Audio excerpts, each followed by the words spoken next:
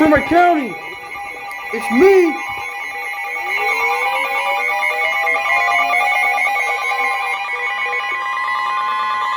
The National Weather Service in Birmingham has issued a severe thunderstorm warning for northeastern Jefferson County, central St. Clair County, until 7:15 p.m. Central Daylight Time.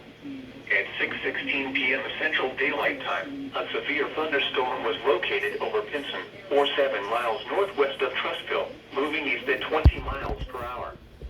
Hazard, golf ball size hail and 60 miles per hour wind gusts. Source, radar indicated.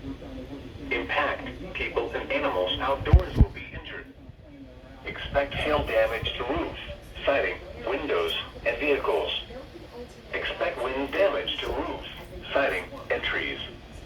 Locations impacted include northeastern Birmingham, Trustville, Gardendale, Pell City, Moody, Springville, Odenville, Center Point, Clay, Gibson, Margaret, Argo, Riverside, Ragland, Chopville, Bulgroth, Grayson Valley, Harrisburg, Rangeville, and Logan Martin Lake. For your protection, move to an interior room on the lowest floor of a building.